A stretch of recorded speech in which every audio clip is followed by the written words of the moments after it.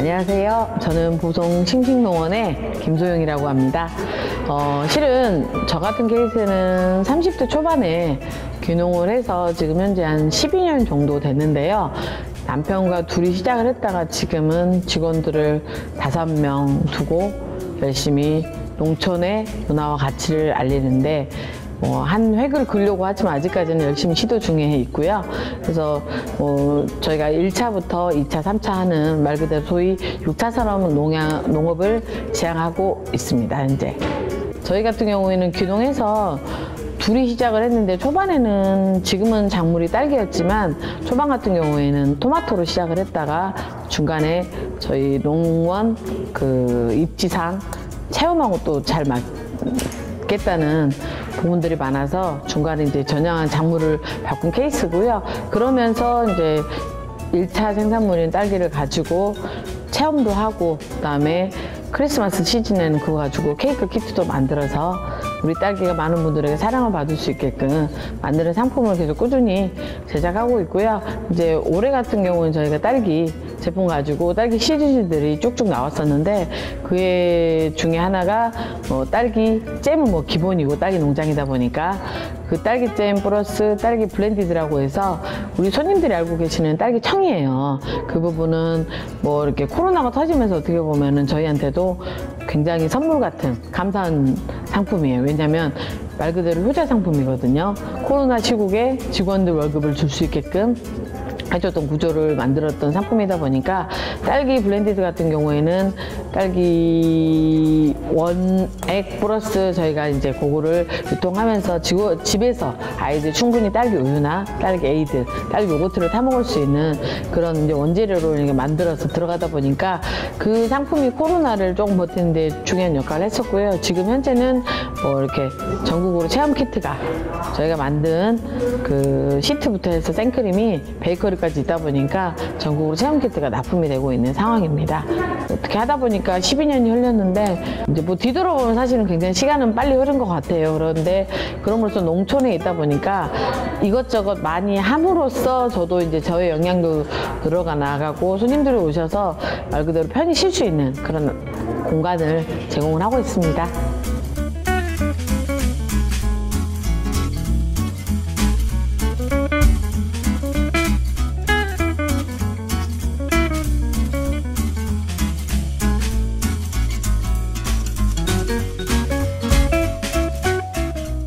평일 같은 경우에는 어린이집이나 그 다음에 학교 친구들이 단체가 다고요. 그 다음에 주말 같은 경우에는 가족 단위 손님들이 많고요.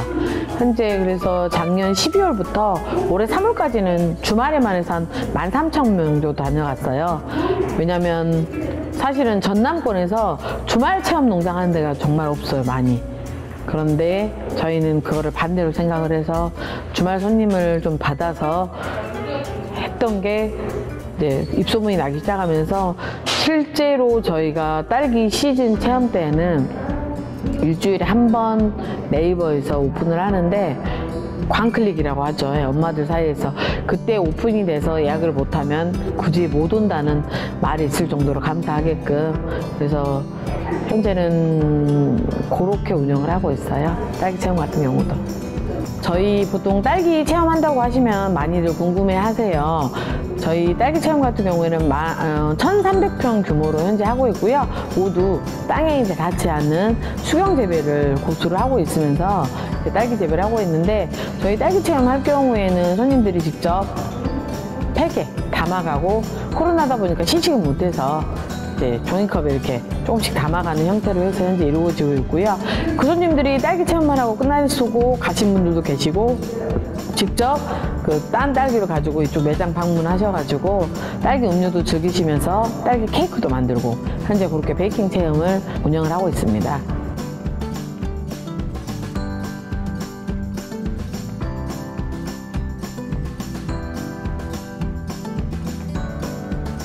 여기 공간을 만들었을 때부터 사실 한 7년 기획을 했어요, 이 공간은.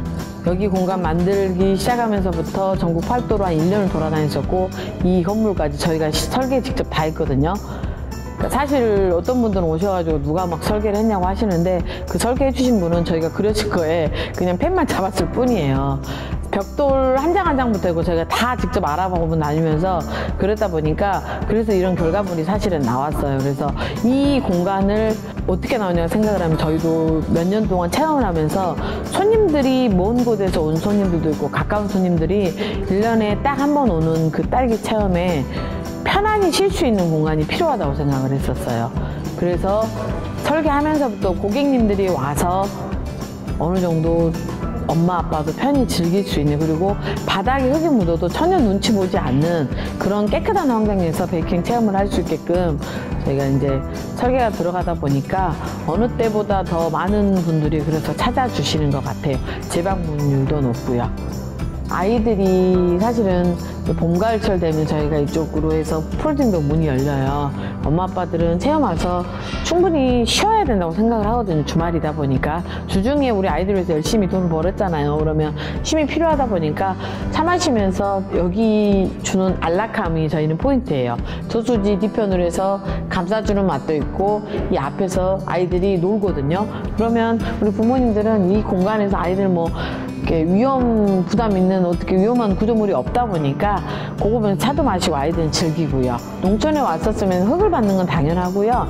그 풀과도 친해질 수 있는 어떠한 놀이공간 요소 테마를 만드는 중에서도 저희가 아까 말한 그 굿즈 상품들이 있어요. 그래서 엄마는 좀 쉬고 싶은데 우리 아이들은 여기 와서 조금 심심할 수도 있다 보니까 딸기 시리즈 캐릭터들이 좀 나와서 색칠하는 부분도 있고, 지금은 이제 저희 컵이 있어요. 굿즈 상품이. 유리컵이 딸기우유 만들어 먹는 이렇게 잔이고 하는데 걔가 생각보다 인기가 많아서 다 팔렸어요. 올해는. 다시 또 올해 제작 들어가거든요. 그러니까 그런 상품들이 유리컵부터 들어가다 보니까 이제 꾸준히 사랑받고 하는 것 같아요. 굿즈 상품도요. 저수지가 있어요, 실은. 그래서 사실은 처음에 내려왔을 때는 저수지가 활용을 어떻게 할까 굉장히 만용을 하다가 지금은 저희 농원에서 손님들이 여기서 체험하고 뭐 시간 좀 더 머물다 가실 분들은 아이와 산책 코스로 뒤에 올라가서 마을동, 동네 어기 입구 같은 데 돌아가서 조금 산책하는 공간도 있다 보니까 오히려 저수지력을 저희가 봐요, 지금은.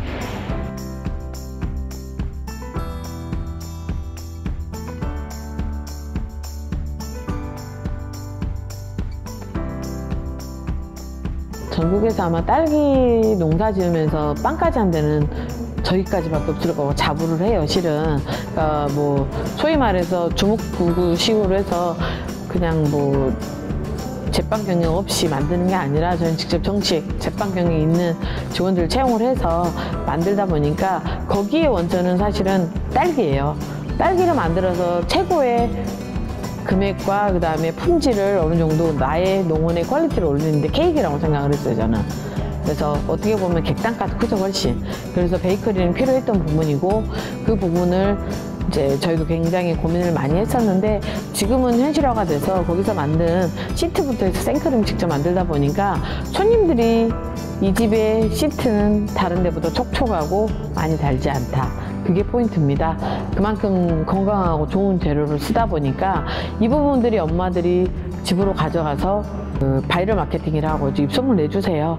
여기 싱싱농 갔더니 시트가 생각보다 굉장히 맛있는데 체험해보면 참 좋을 것 같다고 그러면서 학교 선생님들, 기관 단체들도 오고 하다 보니까 저희가 지금 굳이 홍보하지 않아도 선생님들 알아서 이렇게 입소문을 내주시다 보니까 계속 그래서 꾸준히 그게 이렇게 매출로도 이용이 되고, 빵 같은 경우에는 저희가 이제 케이크 같은 경우는 시즌성이 있다 보니까 주중에 이제 뭐 비수기철에는 그렇다고 베이커리를 올릴 수는 없잖아요. 그래서 원데이 빵이라고 해서 뭐 치아바타나 천연 발효종을 써서 샌드위치 같은 걸 간단히 해 먹을 수 있는 그런 빵 종류하고 단짠단짠 즐길 수 있는 그런 메뉴들로 막 구워가지고 포장해서 택배로 아이스박스로 보내다 보니까 요즘에는 생각보다 빵을 택배로 사 드시는 분이 굉장히 많아요.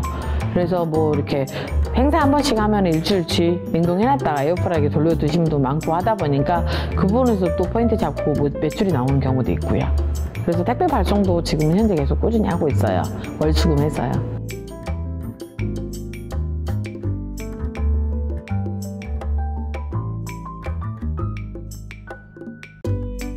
사실은 뭐 이렇게 많지는 않은데 초반에 내려왔었을 때도 농사만 져서 한 1억 3천, 5천 정도 나왔었어요. 어떻게 보면 기동해서 포인트는 저희는 남들은 다 똑같이 농사는 잘 진다고 생각을 하거든요. 이 농산물을 내가 가치 있게 못 판다면 그거는 문제가 있다고 생각을 해요. 그래서 저희는 포인트가 마케팅이라고 생각을 했었어요. 저희 부부는 굉장히 그 부분에 대해서 교육을 많이 받고 해서 하다 보니까 농산물 판매할 때 조금 다른 기법으로 저희는 접근을 해서 매출이 나왔는데, 그 구조에서 평수를 늘지 않은 이상은 매출이 늘 것 같지 않다는 판단이 있었어요. 저희는 3년 만에. 그래서 지금은 어느 정도 이제 작년 같은 경우 매출이 한 7억 정도 나왔습니다. 매장 오픈하고 지금 2년 됐거든요. 오픈하고 사실은 딱 코로나가 터졌어요. 근데 코로나 터지고 어떤 중년의 남성분이 매장을 들리셨는데, 이 시국에 이렇게 큰 매장을 오픈한 배짱 좋은 사장이 누구냐고 했던 말을 아직도 기억을 해요, 사실은. 근데 코로나가 열릴 걸 사실 생각을 못 했는데, 직원들이 있다 보니까 저는 월급을 줘야 되는 입장이고 해서, 그래서 지금 같은 경우에는 케이크 시트, 그 케이크 체험 키트도 그때 개발을 하게 된 거고, 코로나 터지면서 그리고 역발상으로 손님들이 여기 못 오다 보니까 체험이 취소가 되고 하다 보니까 저희는 오히려 그럼 학교에 제안을 해서 저희가 찾아가겠다고 출장 체험도 나가고 해서 하는 시스템을 맞춰 나가다 보니까 어느 정도 이제 매출을 얻게 돼서, 사실 올해는 매출은 목표는 10억이에요. 근데 이제 될지는 모르겠지만 10억을 목표로 잡아놓으면 적어도 뭐 8억 5천, 뭐 9억 근처는 가겠죠. 그래서 그렇게 해서 조금씩 직원들의 사기도 조금 더 올라가서 영양도 좀 키우면서, 저희 부부는 저희만 이렇게 사실 매출 독식하는 그런 구조로 떠나서 성과가 어느 정도 성향이 나오면 직원들한테 조금 나눠주려고 많이 노력을 하고, 실제로 분에도 조금 뭐 한부모 가정이나 조금 취약계층에도 계속 해년마다 기부를 하고 있고 하다 보니까 나눔을 좀 많이 실천하고 싶어요.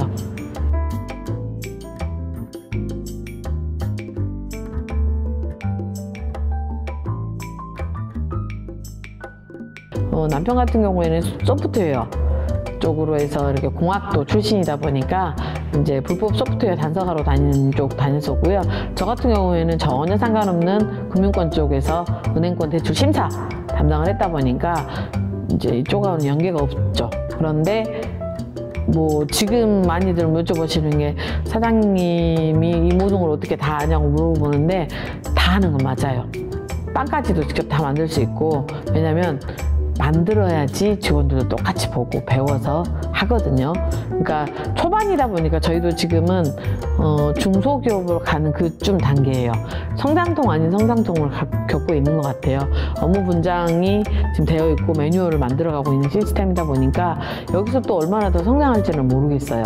그런데 이제 내년이 기대가 되고 내후년이 기대가 되는 거는 저만의 생각일 수도 있겠지만, 아무튼 뭐 농촌에서 사업을 하다 보니까 지리적으로 조금 손해보는 건 있어요. 그런데 충분히 지금 교통이 좋다 보니까 서울 쪽에 있는 사업하시는 분들하고도 이제 소통의 길이 조금 열려서 저도 이제 이야기를 많이 나누고 하는데, 그분도 나름대로 거기들은 코로나가 터지고 나서 매장 운영하신 분들은 월세, 상가 월세 걱정이 많은데, 저희는 또 상가 월세 걱정은 안 해도 되니까 그런 부분에서 서로 세이브가 되는 것 같습니다. 그러니까 제가 이 말씀을 드린 이유는, 모든 여건은 불만을 가진 사람들이 참 많더라고요. 어떤 그 업체 같은 경우는. 근데 저는 그렇게 생각은 안 하거든요. 내가 지어진 위치의 환경에 따라서 이거를 긍정적인 변화로 바꾸는 것도 어느 정도 이제 사장의 몫인 것 같고, 그걸 가지고 또 따라해서 직원들이 그걸 파생해서 이제 매출로 구조를 이어주다 보니까 그게 이제 선순환인지는 모르겠지만, 어떤 분들은 또 그래요. 저 보고 경영학과 출신이냐고 하는데, 공부를 저는 해본 적도 없고, 사실은 저도 사장이 처음입니다, 신랑하고. 그래서 시행착오가 굉장히 많아요. 저희 직원들한테 실례로 사장이 처음이다 보니까 이런 시행착오가 있다라고 말하는데, 오히려 이제 그러면서 전국에 저희는 뭐 비즈니스 모델이 없어요, 사실. 어떤 뭐 현대나 아산이나 뭐 삼성계열 같은 경우 비즈니스 모델이 있을 수도 있어요, 영국 계열이나. 저희는 근데 6차 산업을 하고 있긴 한데 이렇게 빵까지 진출해서 하는 업체가 없다 보니까 없어요. 그래서 둘 다 그냥 배를 어떻게 보면 선박을 띄워가지고 항해하는데 길은 아직 모르겠어요. 저희 둘 다 그냥 서로 개척해서 나가다 보면은 그 중에서 이제 한 가지 목표가 생기면은 조만간 점점 더 가닥이 쳐져서 더 많은 매출 내지 않을까 싶습니다.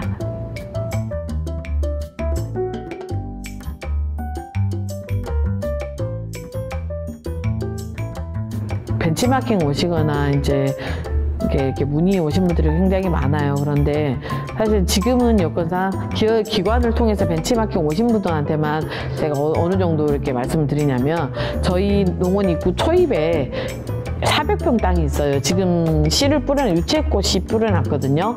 근데 거기가 저희가 귀농하면서 저쪽 딸기 바다고, 그러니까 하우스하고 같이 인수를 했었어요. 근데 저 입구 초 땅이, 남들은 처음에는 콩을 심었었거든요. 콩을 심어서 했었는데 저는 저 땅이 저한테 이 매장을 지켜준 기회의 땅이라고 생각을 했어요.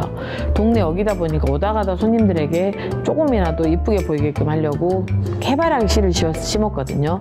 그랬더니 어느 순간 관광객들이 와서 의자만 하나 놨을 뿐인데 사진을 찍고 가더라고요. 그러면서 자연스럽게 우리 농원 뒤에 홍보가 되면서 아, 저게 포인트구나 하는 생각을 했었어요. 그러니까 모든 답은 소비자분들이 주는 것 같아요. 그리고 저 같은 경우도 그렇고 시골에 있다 보면 우물안 개구리가 되는 건 맞아요. 그래서 서울의 흐름을 저는 절대 놓지 않습니다. 어떤 마켓 행사나 하프링 데는 무조건 가봐요. 비행기 타고 가거나 아니면 뭐 기차 타고 가거나 교통수단을 이용해서 서울의 흐름을 놓지 않고 그 부분을 우리 농업이나 이 농촌에 접목을 해서 약간의 변형만 있으면은 충분히 돈을 벌 수 있다고 생각을 하거든요. 어떤 분들은 저한테 그래요. 사장님은 처음부터 이렇게 체험객이 많았냐고요. 아, 그렇지 않습니다.